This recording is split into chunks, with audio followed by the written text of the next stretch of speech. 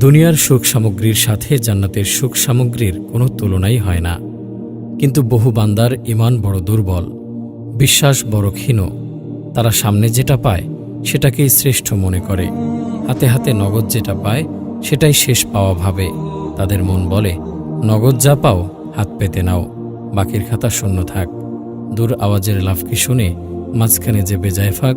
কেউ বলে, সব ব্যথারই ওষুধ আছে, হয়তো বা তা নেই, থাকে যদি হাত পেতে নাও, চেয়েও নাও অলিককেই। কেউ বলে, কোথায় আছে স্বর্গ নরক, কে বলে তা বহুদূর, মানুষের মাঝেই স্বর্গ নরক, মানুষেতে সুরাসুর। অথচ মহান সৃষ্টিকর্তা বিশ্বাস সুদৃঢ় করার জন্য কত শতভাবে বয়ান দিয়েছেন। বারবার বলেছেন, পরলোকের সম্পদ ইহলোকের সম্পদ অপেক্ষা শ্রেষ্ঠ। ক্ষণস্থায়ী জীবনকে প্রাধান্য দিয়ে চিরস্থায়ী জীবনকে বরবাদ করতে বারণ করেছেন। যেমন বলেছেন, কিন্তু যারা তাদের প্রতিপালককে ভয় করে তাদের জন্য রয়েছে জান্নাত, যার পাদদেশে নদীমালা প্রবাহিত, সেখানে তারা স্থায়ী হবে। এ হল আল্লাহর পক্ষ হতে আতিথ্য, আর আল্লাহর নিকট যা আছে তা পুণ্যবানদের জন্য উত্তম। আমি তাদের বিভিন্ন শ্রেণীকে পরীক্ষা করার জন্য পার্থিব জীবনের সৌন্দর্য স্বরূপ ভোগবিলাসের যে উপকরণ দিয়েছি, তার প্রতি তুমি কখনো তোমার চক্ষুদয় প্রসারিত করো না। তোমার প্রতিপালকের জীবিকাই উৎকৃষ্টতর ও স্থায়ী। নারী, সন্তান সন্ততি, জমাকৃত সোনারূপার ভাণ্ডার, পছন্দসই চিহ্নিত ঘোড়া, চতুষ্পদ জন্তু ও ক্ষেত খামারের প্রতি আসক্তি মানুষের নিকট লোভনীয় করা হয়েছে। এসব ইহজীবনের ভোগ্যবস্তু, আর আল্লাহর নিকটেই উত্তম আশ্রয়স্থল রয়েছে। বলো, আমি কি তোমাদেরকে সব বস্তু হতে উৎকৃষ্ট কোনো কিছুর সংবাদ দেব? যারা সাবধান পরহেজগার হয়ে চলে তাদের জন্য রয়েছে উদ্যানসমূহ, যার পাদদেশে নদী প্রবাহিত, সেখানে তারা চিরস্থায়ী হবে। তাদের জন্য পবিত্র সঙ্গিনী এবং আল্লাহর সন্তুষ্টি রয়েছে। বস্তুত আল্লাহ তার দাসদের সম্বন্ধে সম্যক অবহিত। বস্তুত তোমাদেরকে যা কিছু দেয়া হয়েছে তা পার্থিব জীবনের ভোগ, কিন্তু আল্লাহর নিকট যা আছে তা উত্তম ও চিরস্থায়ী তাদের জন্য যারা বিশ্বাস করে ও তাদের প্রতিপালকের ওপর নির্ভর করে। বরং তোমরা পার্থিব জীবনকে প্রাধান্য দিয়ে থাকো, অথচ পরকালের জীবনই উত্তম ও চিরস্থায়ী। ভেবে দেখা যেতে পারে যে পরকালের সম্পদ অধিক শ্রেষ্ঠ কেন। এক, পার্থিব সম্পদ ও ভোগবিলাস সীমিত, কিন্তু পারলৌকিক সম্পদ ও ভোগবিলাস অসীম। মহান আল্লাহ বলেন, বলো, পার্থিব ভোগ অতি সামান্য, এবং যে ধর্মভীরু তার জন্য পরকালই উত্তম। আর তোমাদের প্রতি খেজুরের আটির ফাটলে সুতো বরাবর সামান্য পরিমাণও জুলুম করা হবে না। রাসূলুল্লাহ সাল্লাল্লাহু আলাইহি ওয়াসাল্লাম বলেছেন, আখেরাতের মোকাবেলায় দুনিয়ার দৃষ্টান্ত ঐরূপ, যেরূপ তোমাদের কেউ সমুদ্রে আঙ্গুল ডুবায় এবং তা বের করে দেখে যে আঙ্গুলটি সমুদ্রের কতটুকু পানি নিয়ে ফিরছে। যারা অসীম পরকালের ওপর সসীম ইহকালকে প্রাধান্য দেয় তাদেরকে উপদেশ দিয়ে বলেন, হে বিশ্বাসীগণ, তোমাদের কি হলো যে যখন তোমাদেরকে আল্লাহর পথে জিহাদে বের হতে বলা হয় তখন তোমরা ভারাক্রান্ত হয়ে মাটিতে বসে পড়ো? তবে কি তোমরা পরকালের বিনিময়ে পার্থিব জীবন নিয়ে পরিতুষ্ট হয়ে গেলে? বস্তুত পার্থিব জীবনের ভোগবিলাস তো পরকালের তুলনায় অতি সামান্য। 2, দুনিয়ার বিলাস সামগ্রী আখেরাতের বিলাস সামগ্রী অপেক্ষা নিম্নতর, বরং উভয়ের মধ্যে কোনো তুলনাই হয় না। জান্নাতের খাদ্য পানীয়, লেবাস পোশাক, বাসস্থান ইত্যাদি দুনিয়া থেকে সর্বৈধভাবে শ্রেষ্ঠ।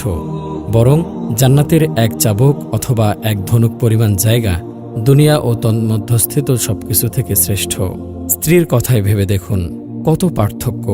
মহানবী সাল্লাল্লাহু আলাইহি ওয়াসাল্লাম বলেছেন, যদি জান্নাতি কোনো মহিলা পৃথিবীর দিকে উঁকি মারে তাহলে আকাশ পৃথিবীর মধ্যবর্তী সকল স্থান উজ্জ্বল করে দেবে, উভয়ের মাঝে সৌরভে পরিপূর্ণ করে দেবে, আর তার মাথায় ওড়নাখানি পৃথিবী ও তন্মধ্যস্থিত সকল বস্তু হতে শ্রেষ্ঠ।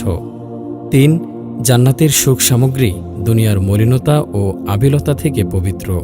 দুনিয়ার খাদ্য ও পানীয় খাওয়ার পর প্রস্রাব পায়খানার প্রয়োজন পড়ে, আর তাতে দুর্গন্ধও ছোটে। পক্ষান্তরে জান্নাতের পানাহারে তা হয় না। জান্নাতে প্রস্রাব পায়খানাই নেই। এত এত খেয়েও হজম হয়ে কেবল সুগন্ধময় ঢেকুর অথবা ঘামের সাথে বের হয়ে যাবে। দুনিয়ার শরাব পান করলে মানুষ জ্ঞানশূন্য হয়ে যায়, পক্ষান্তরে জান্নাতের শরাবে তা হবে না। দুনিয়ার পানি খারাপ হয়, জান্নাতের পানি খারাপ হবে না। দুনিয়ার দুধ খারাপ হয়ে যায়, জান্নাতের দুধ খারাপ হবে না। দুনিয়ার স্ত্রী মাসিক, বীর্য, স্রাব ইত্যাদি থেকে পবিত্রা নয়, জান্নাতের স্ত্রী পবিত্রা। দুনিয়ার প্রায় সকল মানুষের মন হিংসা, বিদ্বেষ ইত্যাদিতে ভরা, জান্নাতীদের মন সেরকম নয়। দুনিয়াতে কত নোংরামি, অশান্তি, হানাহানি, খুনোখুনি, গালাগালি, রাগারাগি হয়, জান্নাতে তা হবে না। মহান আল্লাহ বলেন, সেখানে তারা একে অপরের নিকট হতে গ্রহণ করবে মদ ভরা পানপাত্র, যা হতে পান করলে কেউ আশার কথা বলবে না, যা হতে পান করলে কেউ আশার কথা বলবে না এবং পাপকর্মে লিপ্ত হবে না। সেখানে তারা শুনবে না কোনো অসার ও মিথ্যা কথা। সেখানে তারা শান্তি ছাড়া কোনো অসার বাক্য শুনবে না এবং সেথায় সকাল সন্ধ্যায় তাদের জন্য থাকবে জীবনোপকরণ। সেখানে তারা কোনো অসার বাক্য শুনবে না, তারা শুনবে না কোনো অসার অথবা পাপ বাক্য। সালাম সালাম, শান্তিবাণী ব্যতীত। দুনিয়ার মনোমালিন্যের যে জের অবশিষ্ট থাকবে তা পুলসিরাত পার হওয়ার আগেই প্রতিশোধ বা ক্ষমা হয়ে যাবে। পুলসিরাত পার হওয়ার পরে তাদের হৃদয়ে আর কোনো অবিলতা থাকবে না। মহানবী সাল্লাল্লাহু আলাইহি ওয়াসাল্লাম বলেছেন, তাদের মধ্যে কোনো মতভেদ থাকবে না, পারস্পরিক বিদ্বেষ থাকবে না, তাদের সকলের অন্তর একটি অন্তরের মতো হবে। তারা সকাল সন্ধ্যায় তাসবিহ পাঠে রত থাকবে। আর মহান আল্লাহ বলেছেন, আমি তাদের অন্তরে যে ঈর্ষা থাকবে তা দূর করে দেব। তারা ভ্রাতৃভাবে পরস্পর মুখোমুখি হয়ে আসনে অবস্থান করবে। 4. দুনিয়ার সুখ সম্পদ ক্ষণস্থায়ী, পক্ষান্তরে জান্নাতের সুখ সম্পদ চিরস্থায়ী। মহান আল্লাহ বলেন, তোমাদের কাছে যা আছে তা নিঃশেষ হবে এবং আল্লাহর কাছে যা আছে তা চিরস্থায়ী থাকবে। নিশ্চয় এটি আমার দেয়া রুজি, যার কোনো শেষ নেই, অর্থাৎ ওর ফলসমূহ ও ছায়া চিরস্থায়ী। স্থায়ী অস্থায়ীর উদাহরণ দিয়ে মহান আল্লাহ বলেন, তাদের কাছে পেশ করো উপমা পার্থিব জীবনের। এটা পানির ন্যায় যা আমি বর্ষণ করি আকাশ হতে, যার দ্বারা ভূমির উদ্ভিদ ঘন সন্নিবিষ্ট হয়ে উদ্গত হয়, অতঃপর তা বিশুষ্ক হয়ে এমন চূর্ণ বিচূর্ণ হয় যে বাতাস ওকে উড়িয়ে নিয়ে যায়।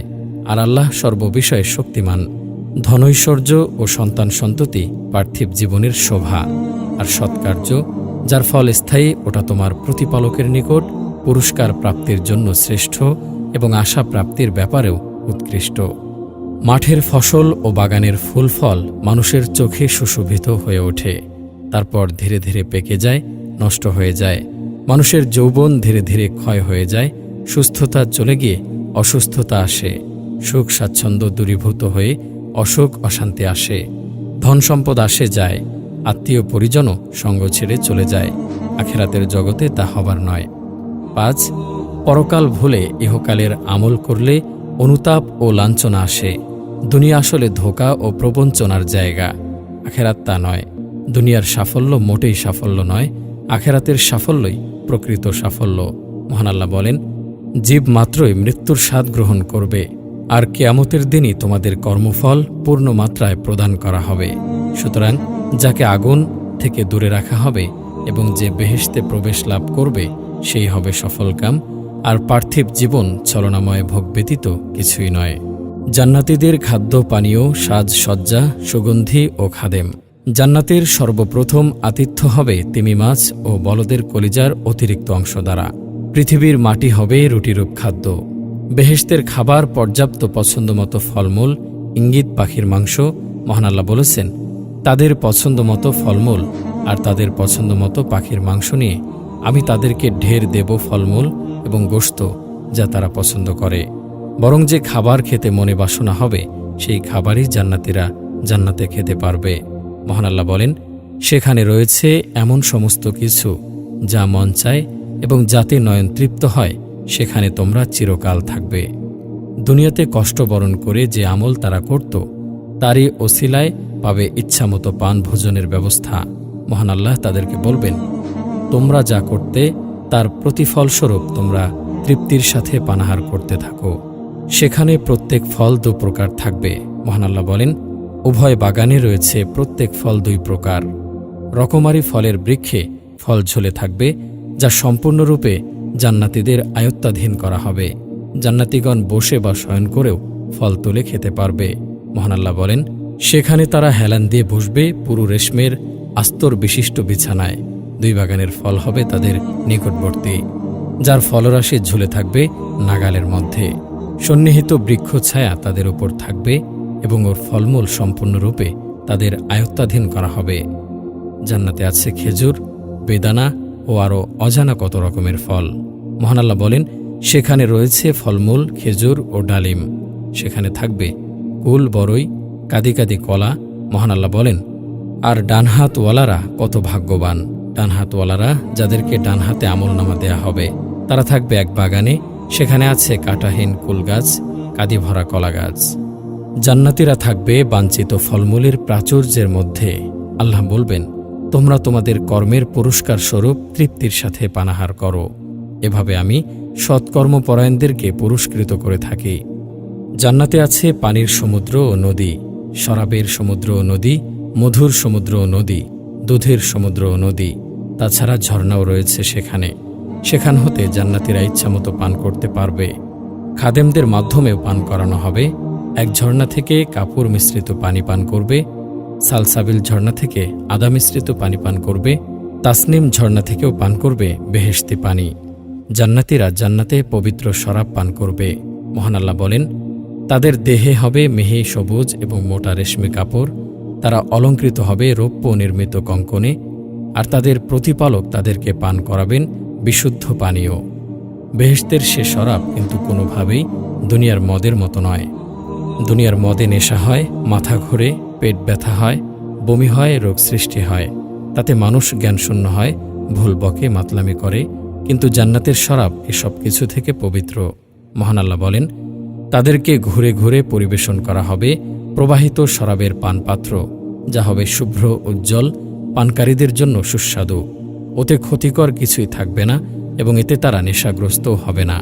সুতরাং জান্নাতের শরাব হবে সাদা, সুস্বাদু, যা পান করে মন আমেজের সাথে পরিতৃপ্ত হবে। যেমন অন্যত্র বলা হয়েছে, পানকারীদের জন্য সুস্বাদু সুরার নদীমালা আছে। সবচেয়ে বড় পার্থক্য হল তাতে নেশা হবে না, মাথা ব্যথাও হবে না। মহান আল্লাহ বলেন, তাদের সেবায় ঘোরাফেরা করবে চিরকিশোরেরা, পানপাত্র, কুজা ও প্রস্রবণ নিঃসৃত সুরাপূর্ণ পেয়ালা নিয়ে। সেই সুরা পানে তাদের মাথা ব্যথা হবে না, তারা জ্ঞান হারাও হবে না। তা পান করে কেউ আবোল তাবোল বকবে না, কোনো অস্বাভাবিক আচরণও করবে না। মহান আল্লাহ বলেন, সেখানে তারা একে অপরের নিকট হতে গ্রহণ করবে মদ ভরা পানপাত্র, যা হতে পান করলে কেউ অসার কথা বলবে না এবং পাপকর্মে লিপ্ত হবে না। সে এক অন্য শ্রেণীর বিশুদ্ধ মদিরা, যাতে থাকবে কস্তুরীর মিশ্রণ, যা থাকবে সিল করা মোহরাটা। মহান আল্লাহ বলেন, তাদেরকে মোহরাটা বিশুদ্ধ মদিরা হতে পান করানো হবে। এর মোহর হচ্ছে কস্তুরীর, আর তা লাভের জন্যই প্রতিযোগীরা প্রতিযোগিতা করুক। জান্নাতীরা ইচ্ছামতো খাবে ও পান করবে, কিন্তু মলমূত্র হবে না। সবকিছু হজমে গন্ধহীন হাওয়া হয়ে ঢেকুরের সাথে অথবা কস্তুরীর মতো সুগন্ধময় ঘাম হয়ে নির্গত হয়ে যাবে। প্রশ্ন হতে পারে, জান্নাতীরা যদি চিরসুখী, চিরবিলাসী, জান্নাতে যদি ক্ষুধা নেই, পিপাসা নেই, প্রস্রাব নেই, পায়খানা নেই, তাহলে জান্নাতীরা পানাহার করবে কেন?